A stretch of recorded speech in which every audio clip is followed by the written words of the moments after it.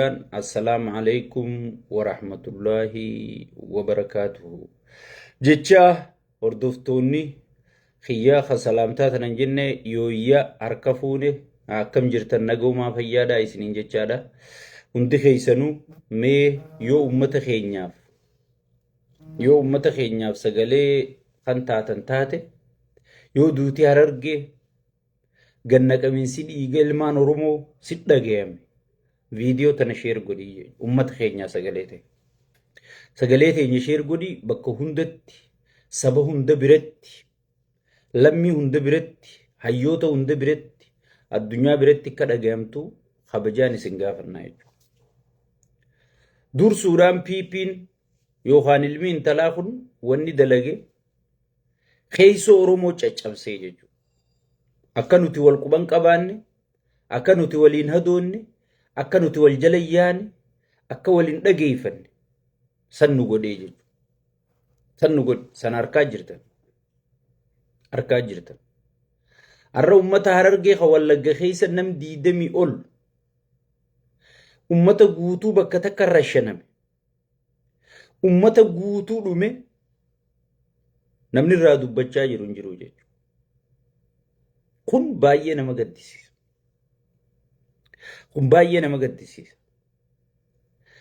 Nuti sirna kana wajjin dalaynee xafaaxafnee gadhaabnee waan sirni kun ta'e sirni qeenxee nama tokkoon hoogganamu kun waan inni ta'e garree keessaa baanee irra qabsaa'u jirra jechuudha. Faallaa sanii obboleeyyanuma keenya kagartee sabni isaa dhumu jiru sabni isaa dhukkee tahaa jiru sirna kana wajji qabsaa'u jira jechuudha. Maalummaa sirna kanaatu kan beeku. Warri sirna kana maalummaa isaatu beeku irra qabsaa'u jira jechuudha. Arkineeti akkan taane sirni kun akkan taane murteessineeti irra qabsaa'u jira jechuudha. Arkuuf teessa waan inni isiniin juutan. Arkaatis jirtan. Sirni kun Oromootaaf keessattuu iddoo sabboonummaan irraa maddite iddoo Oromummaan irraa maddite gartee warra saba kana walitti akka gartee amiir wanni wal qabsiisu saniitti saba kana wal qabsiisa jettee iddoo yaaddu iddoo Oromummaa bichaan yaaddu balleessuudhaaf karoora baafatee jira. Kana irra qabsooyinee anaa fi ati gamtaadhaan dura dhaabbachuu qabnaa jenneeti gartee sirna kana sirriitti hojii isaa garree irra qabsaa'u seenne jechuudha. Takkaa sirna kanarraa faayidaa dhabnee akka kijibduu fi kijibaan abbootiin garaa warri garaachoon asirraa haasa'u san osoo hin taane sirna kanarraa faayidaa sabaa dhabneeti. Faayidaa mataa keenyaa osoo hin taane faayidaa sabaa dhabnee irra qabsaa'u seenne jechuudha. Kunoo har'a arguu jirtan sigale. Oromoon hangam takkaas sagalee walii ta'uu jira har'a. Hagam takkaas sagalee ummata kanaa sheer godhee addunyaa dhageessisu jira. Waan birootiin qabamtee jirti jechuudha Oromoon. Gandummaan, maalummaan, naannummaan, mitirkishoodhaan akka isaan barbaadan silaa osoo hayya taatee fi qabamtee jirti jechuudha. Saniifuu ummanni keenya sagalee teenya tana sheer nu godha ummata Harargee kachi dhume saniif sagalee tahaa jechuudha. Sirnichi kun buqqa'uu qaba. Murtaa'ee jira kun. Hayyoota keenyaan, beektota keenyaan murtaa'ee jira jechuudha. Waalaikum salaam ziizo. Murtaa'ee jira jechuudha. Hayyoonni keenya waan har'aatii miti waan boruu arkan. Waan boruutiin waan boru duuba jiru arkanii jechuudha.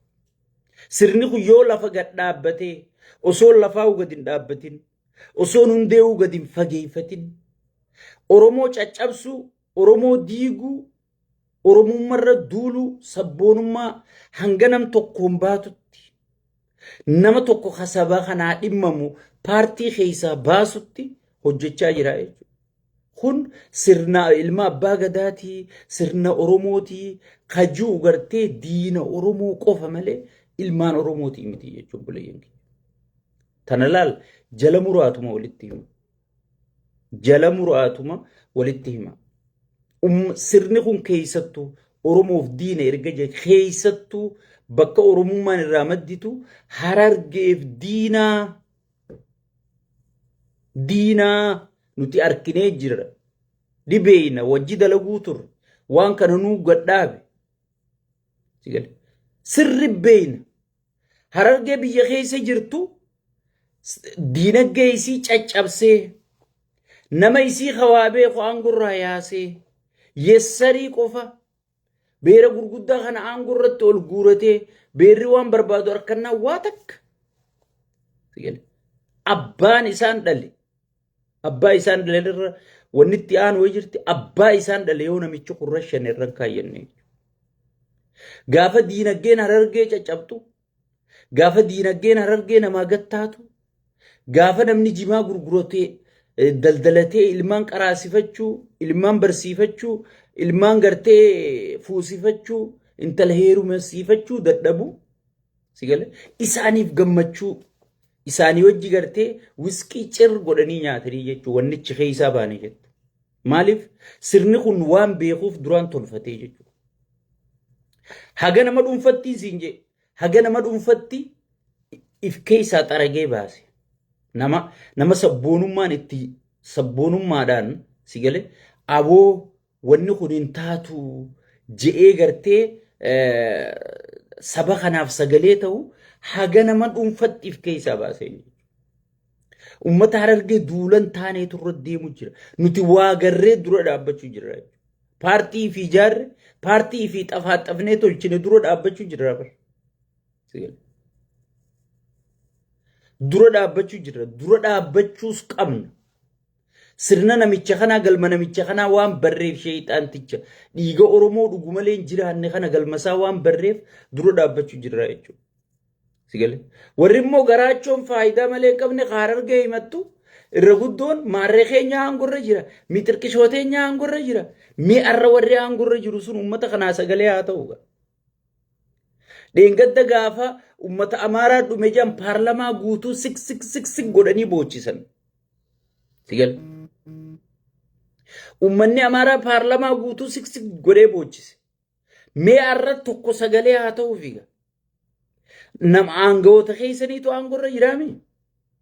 Namoota keessanii aangurra jiraami. Namoota keessanii qabeenya harkaa qabaami. Mootummaan warra qabeenya qabu ni dhageessi. Sigale. Mee magaa tokko gabbahee sagaleen uummata kanaa kadhume haa dhagahamtu. Sigale.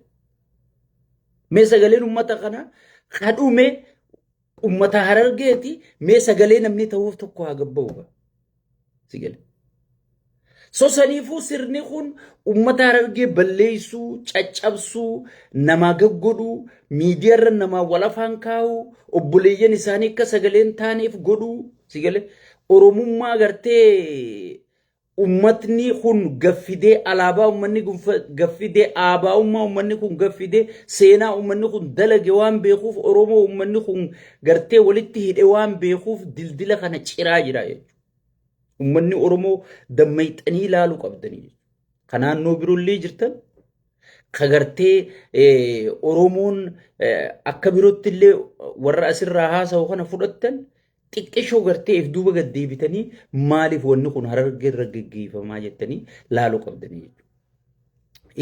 Yoo yaadattan ta'e uummata ganda guutuu cidha guutuu guban Harargee godaantee cidha itti gubanii jechuudha. Isaanii cidha godhachuu jiru. Biyya keessatti immoo kaadiree gara jabeessarra kaaniiti qorqorroo ilmaanirra ijaaran buqqisiisanii buusii milishaa buusisiisu jiranii jechuudha. Sigale buusisiisu jiranii jechuudha.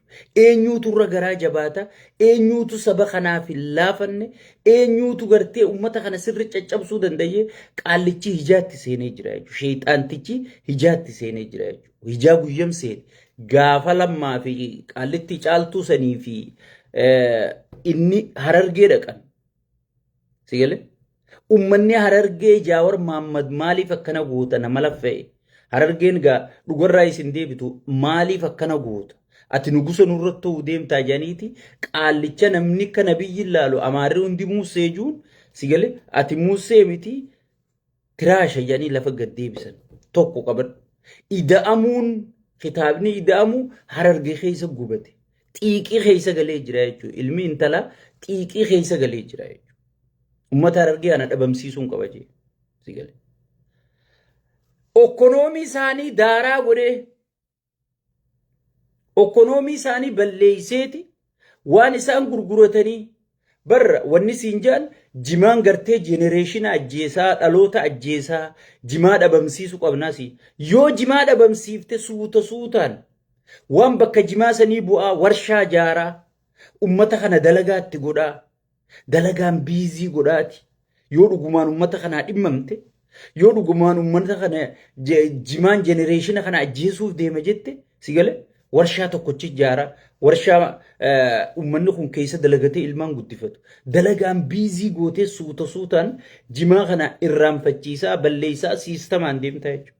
Akkanumatti gartee yoo ummata kana jenosaayidii godhuu deemuu baatte yoo ummata kana dhabamsiisuu jireenyi ummata kanaas baay'ee si aarsuu baate akkanuma dhuftee irra gabbuuteetu waan isaan daldalatan harkaa zeerootti hin deebiftu jechuudha.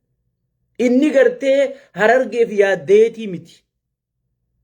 Amma namoota garii hoggii keessa wajjaasinu aboo jimaan jenereeshina balleessee ijoollee ciccimtuu silaa bakka guddoo geessu jimaan gartee jimaa qamahuudhaan mana barumsarraa haftee rakkoo irra geessee minaamin jedha. Si galee.